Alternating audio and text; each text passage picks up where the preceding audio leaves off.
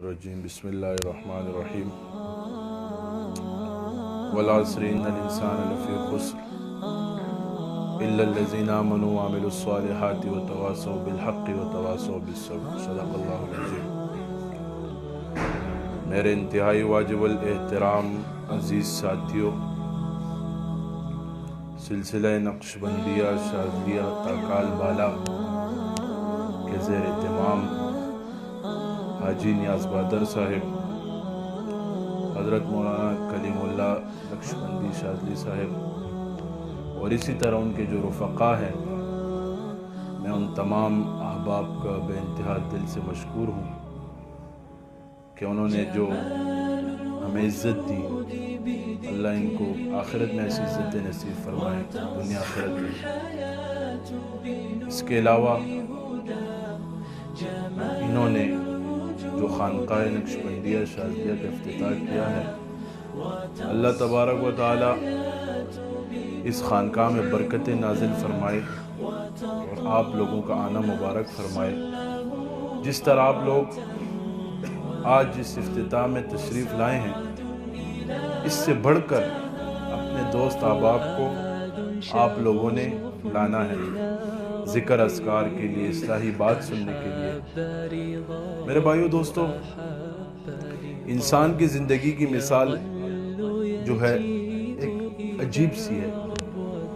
وہ عجیب سی اس لیے ہے کہ انسان صبح اٹھتا ہے، سوچ سے اٹھتا ہے کہ میں جاؤں گا، کام پہ جاؤں گا، یہ کروں گا، جو کروں گا، کل یہ کرنا ہے، وہ کرنا ہے۔ کوئی آٹے میں نمک کے برابر ایسے انسان ہوں گے کہ صبح اٹھیں کہ ہم نماز پڑھیں گے، نماز کے بعد جائیں گے، ہم نے ذکر کرنا ہے، اشراق تک مسجد میں بیٹھنا ہے، جو تبلیغی حضرات کے معمول ہوتے ہیں وہ کرنے، ہم نے اپنے ذکر اذکار کرنے ہیں۔ اس کے بعد ہم نے آگے کاروبار کرنا ہے۔ حدیث شریف میں کیا آتا ہے؟ جو بندہ فجر کی نماز پڑھ کے کاروبار کے لیے نکلے، اس کے ہاتھ میں رحمان کا جھنڈا ہوتا ہے، اور جو فجر کی نماز پڑھے بغیر نکلے، اس کے ہاتھ میں شیطان کا جھنڈا ہوتا ہے۔ تو کچھ نہیں سوچتا، بس ویسے ہی نکل جاتا ہے، کام کام کام، رات کو تھک کر آتا ہے گھر میں، سو جاتا ہے۔ یہی مثال ہے۔ تو ہماری زندگی کیسے سنورے گی؟ ہماری زندگی کیسے آباد ہوگی؟ انہی اللہ والوں کی صحبت میں بیٹھ کر، انہی ذکر کی مجالس میں بیٹھ کر، انہی تبلیغی حضرات کے ساتھ بیٹھ کر۔ ابھی سارے حق، تصوف کا راستہ بھی حق کا ہے الحمدللہ، تبلیغ کا راستہ بھی حق کا ہے، اسی طرح دین کے درس و تدریس ہے، جو بھی شعبے ہیں سارے حق پر ہیں۔ تبلیغ والوں کو چاہیے کہ تصوف پہ رد نہ کریں، تصوف والوں کو چاہیے تبلیغ پر رد نہ کریں، درس و تدریس والوں کو چاہیے کسی شعبے پہ رد نہ کریں۔ تو اسی طرح مل جل کر جب کام ہوگا تو کام بہت بڑھے گا، ایک خیر پھیلے گی۔ یہاں پہ لوگ آتے ہیں، ہم کس لیے اکٹھے ہیں؟ اللہ کی رضا کے لیے اکٹھے ہیں۔ میں وہاں اتنا دور سے کس لیے آیا ہوں؟ اللہ کی رضا کے لیے آیا ہوں۔ یا مجھے کوئی پیسے دے گا، یا مجھے وہ کرے گا، یا میں آپ کو پیسے دوں گا؟ سب اللہ کی رضا کے لیے یہاں اکٹھے ہیں، سب اللہ کو پانے کے لیے آئے ہوئے ہیں۔ کہتے ہیں فرشتے ایسی مجلسوں پر ناز کرتے ہیں، کیا کرتے ہیں؟ ناز کرتے ہیں۔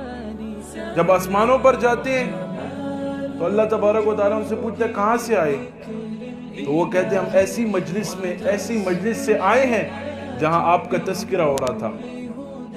پھر فرشتے اللہ تعالیٰ فرماتے ہیں کہ کیا انہوں نے مجھے دیکھا تھا؟ فرشتے فرماتے ہیں نہیں۔ پھر اللہ تبارک و تعالیٰ فرماتے ہیں کیا مانگ رہے تھے؟ تیری رضا مانگ رہے تھے، جہنم سے چھٹکارا مانگ رہے تھے۔ پھر اللہ تبارک و تعالیٰ فرماتے ہیں کیا انہوں نے رسول اللہ صلی اللہ علیہ وسلم کو دیکھا تھا؟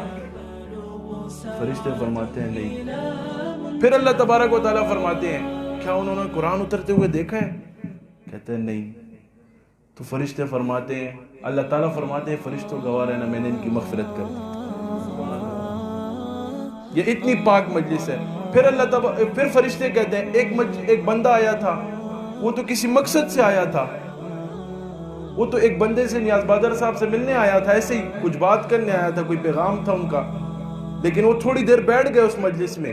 تو اللہ تبارک و تعالیٰ فرماتے ہیں یہ بھی اس مجلس کا حصہ ہے، اس کی بھی مغفرت کر دو۔ یہ اتنی بڑی مجلس ہے، اس کی قدر و قیمت، کہتے ہیں سونے کی قیمت زرگر کو پتہ ہوتی ہے، اللہ والے کی قیمت اس کے سالک کو پتہ ہے، اللہ والوں کو پتہ ہے، بزرگ کی قیمت اللہ والوں کو پتہ ہے، علماء کی قیمت اللہ والوں کو پتہ ہے۔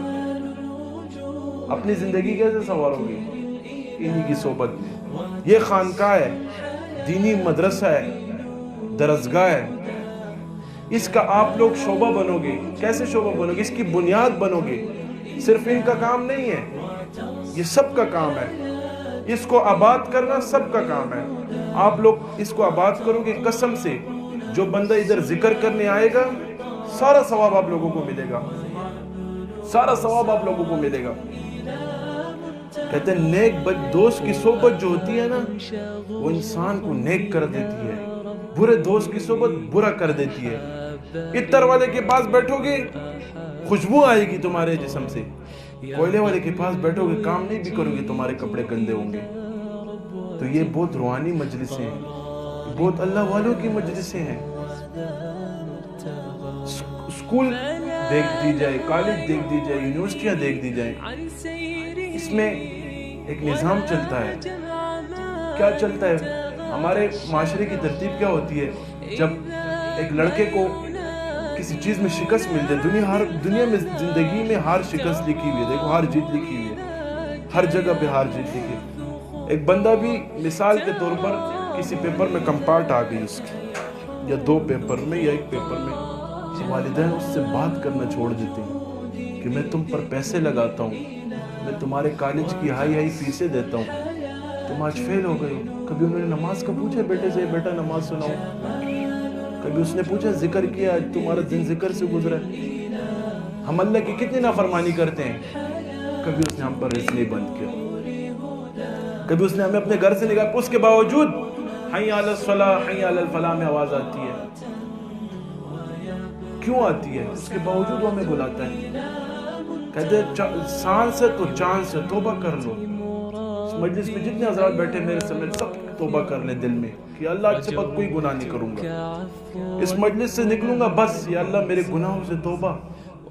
دنیا کو دیکھ لیا ہے، آج 60-70 سالہ بزرگ کے ساتھ بیٹھو، 80 سالہ بزرگ کے ساتھ بیٹھو، اس سے پوچھو زندگی کیسے گزری ہے، وہ کہے گا کل کا دن تھا۔ صحیح کہہ رہا ہوں؟ غلط تو نہیں کہہ رہا؟ کل کا دن تھا۔ ہم تو قبر کے نزدیک ہو رہے ہیں۔ کہتے جب سال ختم ہوتا ہے تو happy birthday to you منایا جاتا ہے۔ کیا منایا جاتا ہے؟ سال گرا، یعنی کیا مطلب؟ تمہارا سال گر گیا۔ بندے کیک کاٹ رہے ہوتے ہیں، کہتے ہیں گھڑی کی ٹک ٹک کو معمولی نہ سمجھنا، یہ کٹ کٹ کہتی ہے، کٹ کٹ کٹ کٹ۔ تمہاری زندگی ختم ہو رہی ہے، تم قبر کی طرف قریب ہو رہے ہو۔ اللہ کو کیا منہ دکھائیں گے؟ اتنی بڑی آخرت پڑی ہے۔ حلال مال کھاؤ، حرام سے بچو، اپنے معاملات درست کرو، کسی کا حق نہ مارو۔ میں قسم کھا کے کہتا ہوں بس کسی کا حق نہ مارو۔ اللہ تبارک و تعالیٰ تم لوگ اتنا اچھا کرے گا جس کی کوئی حد نہیں۔ آج میں معاشرے میں کیا دیکھتا ہوں، میری اتنی عمر نہیں، میں آپ لوگوں سے بہت چھوٹا ہوں، یہ آپ لوگوں کی عزت نوازی ہے، میں یہاں بیٹھوں میں بہت شرمندگی محسوس کر رہا ہوں، لیکن یہ آپ لوگوں کی کرم نوازی، اللہ تبارک و تعالیٰ آپ کو اس کا اجر دے۔ میں معاشرے میں کیا دیکھتا ہوں، بھائی نے بھائی کا حق مارا ہوتا ہے، بہنوں کو حق نہیں دیا جاتا۔ جس کی مال کی وجہ سے تم لوگ آگے آتے ہو اسی پہ پھر تم لوگ چڑھتے ہو۔ اس بھائی کا حق مارنے سے بہتر ہے تم اللہ کے ساتھ راستہ اختیار کرو، دنیاوی اپنے چھوٹا کاروبار اختیار کرو، لیکن حق حلال کا اختیار کرو۔ حضرت عثمان بن عفان رضی اللہ تعالیٰ عنہ کاروباری تھے، کتنے بڑے، حضرت عبد الرحمن بن عوف رضی اللہ تعالیٰ عنہ، ان سب کی زندگیاں پڑھو، سیرت پڑھو، اس کی ترتیب سے کاروبار چلاؤ، معیشت کو دیکھو کہ جو چیز حلال ہے حلال کو اختیار کرو، حرام سے بچ کر چلو۔ آج سارے لوگ حرام میں مبتلا ہیں، ان کو پتہ ہی نہیں ہے زندگی کا۔ وہ پیسہ کمانا تو مقصد نہیں ہے، اللہ کی رضا کو اپناؤ، معاشرے میں اللہ کی رضا کو اپناؤ۔ اللہ تعالیٰ کیا فرماتا ہے؟ میں حقوق اللہ معاف کروں گا، حقوق العباد معاف نہیں کروں گا، دوسرے کا حق میں کبھی معاف نہیں کروں گا۔ اس کا زور نسلوں سے نکلتا ہے، جو حرام مال کی اتنی سخت نحوست ہے میں آپ کو کیا بتاؤں، اس کا زور نسلوں سے نکلتا ہے، بندے میں احساس ختم ہو جاتا ہے۔ اس کو بولتے رہو نا، آج اس نے بات سن لی کل اس سے بھول جائے گی۔ حس کا جو مادہ ہوتا ہے نا، یہ اس میں سے ختم ہو جاتا ہے۔ حرام مال کی اتنی سخت نحوست ہے، حرام مال سے بچو، اپنے معاملات درست کرو، چھوٹا کام ہو حلال کو، بڑا کام ہو حرام کو، کیا فائدہ؟ جو بندہ 1 روپے حرام کا کھاتا ہے اس کی 40 دن نماز نہیں قبول ہوتی. سوچی ہمارے پیٹ میں کتنا پڑا ہے، آج ہم بچ کے نہیں چل رہے. بہنوں کو حق دینا چاہیے، بھائیوں کو حق دینا چاہیے، کاروبار کے پارٹنر جو ہوتے ہیں ان کو اتنا ہی حق دینا چاہیے جتنا آپ کا حق بنتا ہے. اس کے پاس ہے، تمہارے پاس اس نے اگر تمہارے سے جو اگریمنٹ شروع میں کر لی وہی اختیار رکھو، اس سے بدل کر کاروبار مت کرو. تو یہ ہم معاشرہ کی معیشت کی زندگی، معاشرے کی زندگی کیسے سیکھیں گے؟ انہیں علماء کے پاس بیٹھ کے سیکھیں گے، انہیں تصوف والے حضرات کے پاس بیٹھ کے سیکھیں گے. اور یہ یاد رکھو، جو علماء کے ساتھ تعاون کرتا ہے، جو اللہ والوں کے ساتھ تعاون کرتا ہے، اللہ تبارک و تعالیٰ اس کو کبھی نہیں خراب کرتا.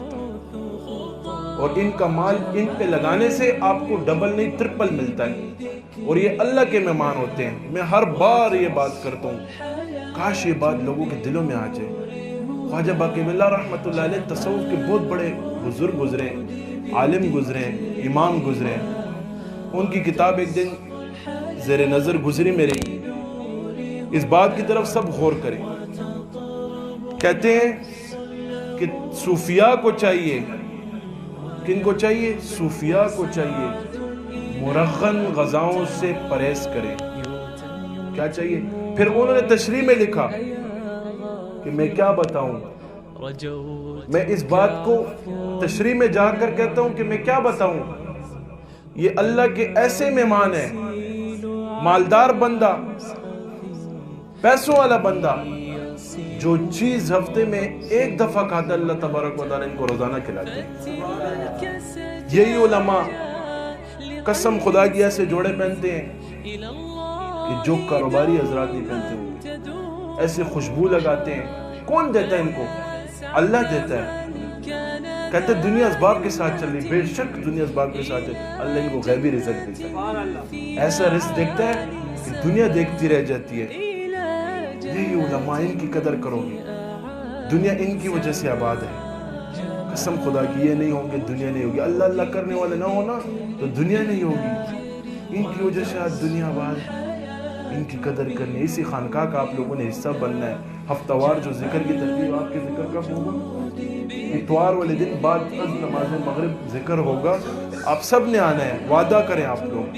دیکھیں ہفتے کے 7 دن ہیں، 7 دن اپنے کام کرو. بالکل کدھر 3-4 مہینے بعد اجلاس کی ترتیب بن جائے سب آؤ، لیکن ہفتے میں 7 دن آپ لوگ کام کرو.